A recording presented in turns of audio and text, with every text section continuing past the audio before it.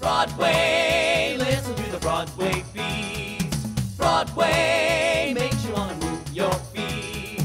Everybody's tapping into everything that's happening on Broadway beats. Broadway beats. Broadway beats. Broadway beat. Hello, I'm Richard Ridge for Broadway Beat. Multi-Grammy Award-winning singer-songwriter Alicia Keys will produce and write the original music for the new play Stickfly by Lydia R. Diamond. Under the direction of Kenny Leon, it will open December 8th at the Court Theater. We caught up with Miss Keys and company to talk about this exciting new play. Well, you know, Stickfly was a play that I've known about for some years, and then I directed it in Boston and D.C. Last year as a regional theater productions. And then I contacted Nell Nugent and I said, you got to see this play. There's a wonderful writer in this country. Her name is Lydia Diamond. She is smart. Her writing is intelligent, it's funny. She's writing about a group of people we usually don't see on Broadway. I think it could be a commercial success, but you got to see it. And she saw the play and she loved it and believed in it, and then she reached out to Alicia Keys and embraced Alicia, and Alicia came on board. And now I got Alicia doing the music for the play. Have a wonderful cast, you know, led by Ruben Santiago Hudson and Dulé Hill and Mekhi Phifer and Felicia Rashad's daughter, Condola Rashad, who's a major young talent, and Rosie Benton. So I feel really good about this great ensemble cast. I think we can really deliver a play that's probably going to be the sleeper on Broadway this year. It's going to like just slide under everybody's radar, and it's going to be huge because it's just a well-made play. It's a well-made play. Can you take me back to the beginning of how the idea for the play came about and how you came to write it? Certainly. I was writing another play that was really emotionally harrowing to write, and I decided to give myself an emotional break. I would write something fun, and I thought I would challenge myself by writing a kind of well-made play in the tradition of Eugene O'Neill or Lorraine Hansberry. And so it began sort of as just a frivolous experiment. And then I found out that all of the things that I'm invested in, family, the complexities of family and race and social class, kind of drifted in anyway. So it suddenly became something that was important to me in a way I hadn't expected, but also kind of had that humorous, kind of satisfying evening of theater. Well, the beginning wasn't that far away with how I got connected to this particular project. I got a phone call one day after coming home from taking 3 bullets on Castle on ABC, and I got a phone call that said, "We want you here." At one moment you're not wanted, and the next moment you're wanted. So it's like, oh my goodness, who's involved? They said Kenny Leon, one of my old buddies, Alicia Keys, a woman I respect tremendously, and they start talking about the cast, and I said, stop. When do we start rehearsal? Negotiate the little things, not the big things, and I'll be there. When you first read the play, tell me what your thoughts were. When I first read the play, my first thoughts were, this is tremendously well written. It's a dynamic piece, and there's so many possibilities inside of it that I could find as an actor.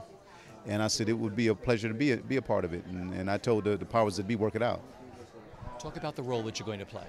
Joseph LeVay is the patriarch of this family. He's a strong-willed man, a compassionate man, an ambitious man, a funny man, a sexy man, a great leader, and yet a very flawed individual in a lot of ways. Human.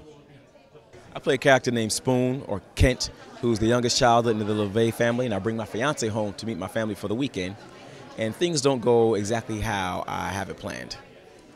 So what do you love about him so far? I know it's very early in the rehearsal process. Talk about him, what you love about him. I love the empathy of Kent. I love that he thinks about others, and that his mind is not always about focused on himself, and he's not always so rigid about things. I think we could use more of that in the world, so I definitely can relate to that. And talk about Lydia as a writer, what you love about her words. Lydia is a phenomenal writer. I mean, I think she's done a great job of weaving this story together and about family. But to me, the brilliance of what she's done is what's not said and what's not written. She knows how to get a point across and talk about the things going on underneath without really saying it. And that's hard to do for a writer, especially because a writer normally wants to just have everything out there. What I loved about this play was it shows a slice of American life that we hardly ever see.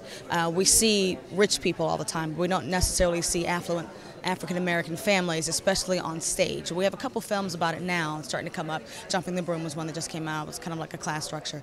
But This one is so exciting because it really shows the story of a family and all the family dynamics. They just happen to be black. Their blackness is not the forefront of the issue. Sure, they talk about it, race comes up, politics come up, but it is just a play chock full of really complex people and characters and human beings, and you see all the complexities of their relationships and their dynamics, and it's really, really exciting to see. Something that simple, we think, oh, that's great, seeing human people on stage, but it actually is the first time I've seen it portrayed this way, with affluent African-American family. I think the play is very specific in that it deals with race on a very contemporary comedic level, which is, I think, where we need to go as a society, where to say this is what's going on, let's address it as it is. And there's a lot of tension and a lot of awkwardness within the play, and I think people recognize that and they laugh at it and they learn from it, and I think that that's really what I enjoyed about it. And as a white girl, as a white woman, I think this is an important thing that, you know, being a catalyst for any type of discussion, whether it's among black people, white people, or in between, I think this is very important. What do you think audiences will take away from the play? Fundamentally, the play is about a family and it's a comedy, so you'll laugh, cry. I mean, I think you watch it and you sort of get the ideas, the socioeconomic ideas that people are dealing with in this play, but really it's, you know, you'll cry and you'll be a part of these people and you'll really enjoy them, but overall I just think it's a funny take on important issues, so I think that people will appreciate that. Well, my character's name is Flip. He plays the older brother in the family, and without revealing too much, because there's, you know, a lot of stuff that happens in it and a lot of undertones in this play.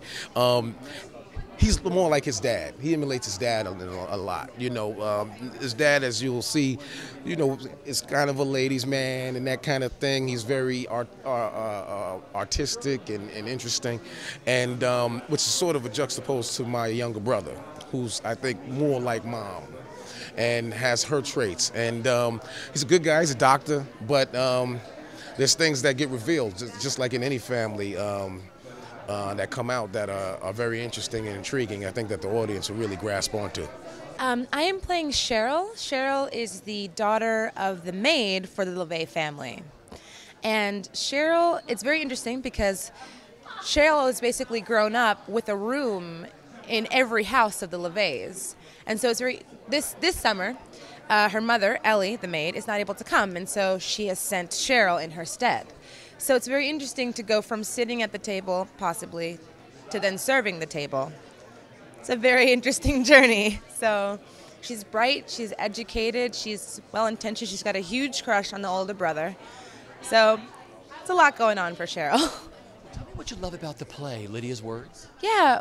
Well, what I love about the play, actually, is Lydia has been able to capture this reality so well and so naturally. But also what's really great about this play is that, you know, it is about a side of African American culture that is not often portrayed in a lot of stories that we see. It's about an upper class African American family in Martha's Vineyard. We don't really get to see that side of this culture a lot. But what's also great is, while it is about an upper class African American family, it can be about any upper class American family, because the family issues that are present in this play are universal. They apply to everyone. The things that come up in this play have happened in every single family, I'm sure of it. So, it feels unbelievably exciting. You know, Broadway is such a love of mine since I was a little girl. My mother is an actor, and she's always been, you know, somebody who's brought me to Broadway since a little girl. We stood on the TKTS line. And I just remember so many amazing things about being able to be exposed to such a pure art form, you know. So I really respect it so much, and I know that it's a true artist, you know, when you can really capture an audience on Broadway. So I'm excited to be a part of bringing Stick Fly to Broadway, which is about an incredible, dynamic family who will remind you of you and your family and really touch you. So I couldn't be more excited. How did it all happen for you? How did you get involved? It happened because Stick Fly has played for a while at different places, especially in Boston, and a colleague of mine saw the play in Boston, and really I've wanted for a long time to move into Broadway in different ways, and especially to be able to kind of expose a variety of stories. I just feel like there's so many different kinds of people in the world, and it's so cool to see different stories told about them. And so when I read this one and I saw this one, it really hit me instantly, because here's this family from Martha's Vineyard. You don't quite see this type of family a lot, and you definitely don't get to walk into their house. And so now you get to walk into their house and see just how people are people, and there's always secrets and strange things, that idiosyncrasies that people go through, and vulnerability. So it's funny and it's heartfelt, and it's written so beautifully by Lydia Diamond, who is an incredible new voice. And it's just exciting to be a part of this moment in Broadway. Besides producing, you're also writing the music. Yes. So what has it been like? You've been going to rehearsals? I have been. I have been going to rehearsals just to get a feel of what Kenny Leon, who's the director, is, how he's bringing the family together. You know, everybody's getting to know each other and become these characters. And so I want to kind of go on that journey with them so I can feel the tone of the music. So it's really incredible, though, because I love that it's my first time. I think that anything that you get to do for the first time, it's like there's no inhibitions in a way. There's nothing like it I've done before, so therefore I can't compare it to it or box it in. It's just totally free to be whatever I can possibly imagine, and that leads me to a really great place. You know, the other thing is your fan base is going to be coming to a Broadway show for the very first time, maybe, because you're connected with this and you're going to help change their life of going to theater. What does that mean to you? That really, really means a lot, and that's another reason why I love Broadway so much, of the way that it opened my mind to different possibilities. And I love the fact that maybe I'll encourage a lot of people to come and see a play that they might not have gone to see or might not have known about otherwise. I think a lot of the younger generation, my generation, maybe wouldn't choose Broadway to be the first thing that they do. And I think that it's such a cool place, and it's such an interesting world that you are shocked when you come and you're moved and you're feeling it and you're a part of it. So that means a lot to me, to be able to bring people who maybe wouldn't have gone to Broadway and fall in love with it just like me.